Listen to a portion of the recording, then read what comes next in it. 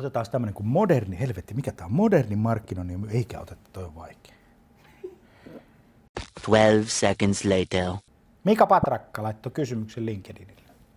LinkedInissä. Modernin markkinoinnin ja myynnin rooli liiketoiminnan kasvattamisessa. Lähdetään nyt määrittelemään siitä, että mikä on modernia markkinointia ja mikä on modernia myyntiä. Tässä kontekstissa, tässä tilanteessa määritellään se moderni myynti sillä tavalla, että käytetään semmoisia toimenpiteitä, mitä ei ole ennen käytetty. Eikö niin? Sehän on modernia.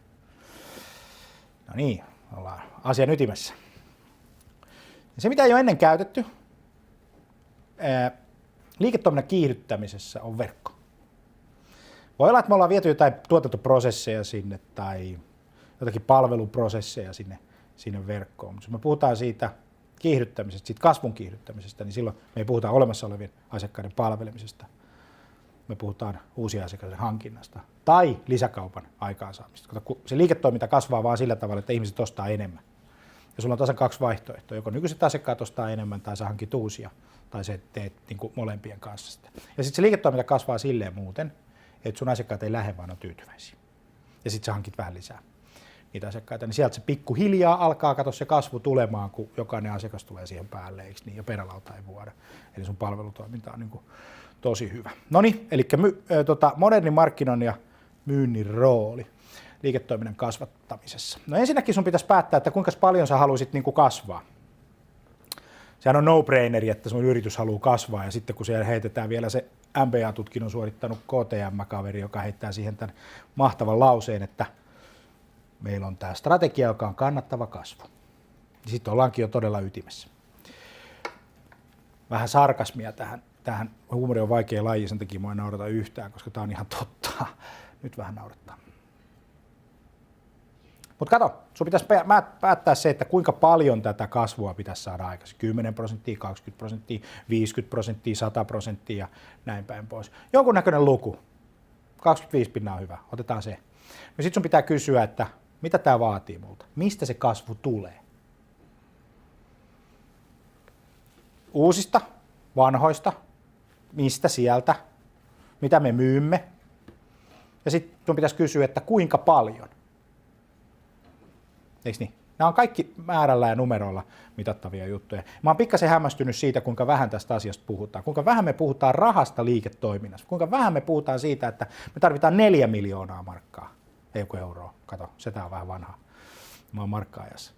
Eikö niin? 4 miljoonaa euroa, 2 miljoonaa euroa, 10 miljoonaa, ei silloin mitään väliä. Mutta sitten sen jälkeen miettiä, että mitä se tarkoittaa meidän myynnissä ja markkinoinnissa. Ja sitten mennä katsomaan, että kuinka paljon me ollaan tehty tarjouksia, kuinka paljon me on saatu kauppoja, tarjouksia, kuinka paljon meillä on ollut seuraava vaihe, onko meillä ollut tapaamisia, myyntiprosesseja, kuinka paljon meillä on opportuniteja, mitä meillä on, kuinka paljon meillä on tapaamisia. Ja kun me otetaan tämä moderni homma tähän, niin asiat, joita me ei ole aikaisemmin tehty, vaan tehdään nykypäivänä, ja siellä on tämä digitaalisuus ja verkko näyttelee niin kuin tosi kovaa roolia, niin sitten meidän pitäisi miettiä, että mikä se on se rooli sitten tässä kuviossa, kuinka paljon me ollaan saatu verkon kautta. Ja nyt jos sä oot tilanteessa, että sieltä verkon kautta ei tullut yhtään, niin sä et ole hyödyntänyt sitä verkkoa. Ja sitten se ei riitä, että joo, me tehtiin 2014 Facebook-kampanja, se ei toiminut. Tai että sähköpostin lähettäminen, niin ei sieltä mitään tule tai mitään tämän tyyppistä. Kun pitää tehdä niin kuin paljon, se siinä on. Pitää tehdä paljon pitkän aikaa, että sä pystyt muodostamaan niin kuin minkään valtakunnan niin kuin käsityksiä siitä.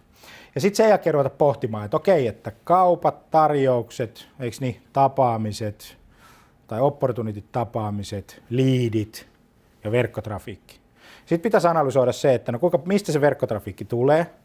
Tuleeko se Googlesta, tuleeko se suoraan sivuille, tuleeko se sosiaalisesta mediasta. Ja sitten pitäisi katsoa sitä vaihtosuhdetta, että millaisella prosenttiluvulla se sun huomio kääntyy liideiksi, missä tahansa kanavassa.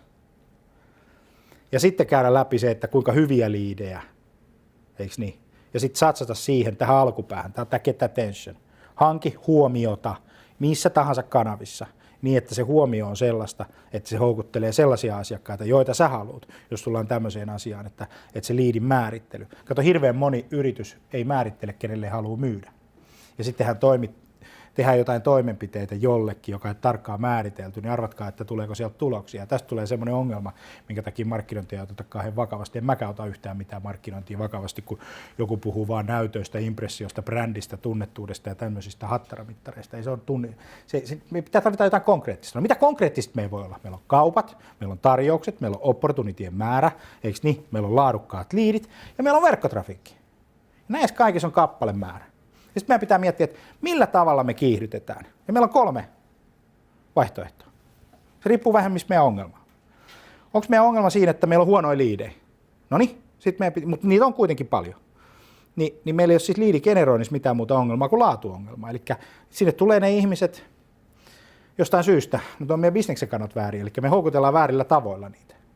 Meidän pitää tarjoilla semmoista tavaraa ja semmoista materiaalia, joka houkuttelee hyviä asiakkaita. Eikö näin? Eli satsataan siihen sisällöntuotantoon.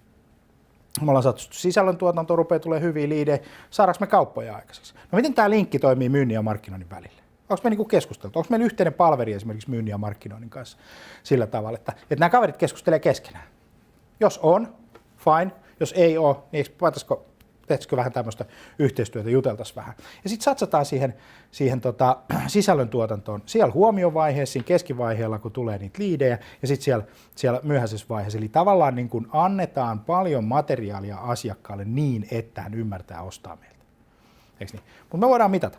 Tämä roolikysymys, mikä on semmoinen, että mikä on se myynnin ja markkinoinnin rooli, niin se on kaikki.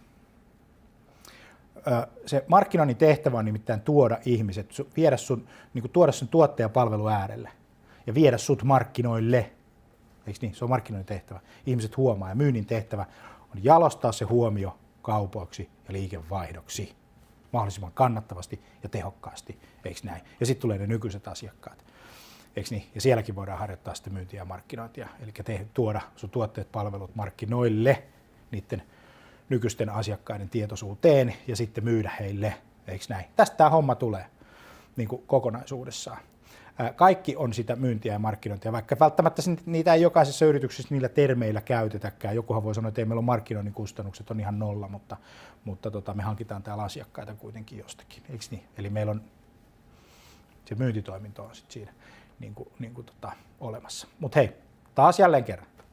Huomio, moderni, verkko, siellä on jengi, trafiikki, liidit, myynnille, diilit ja tämä prosessi yhteiseksi, mitattaviksi numeroiksi.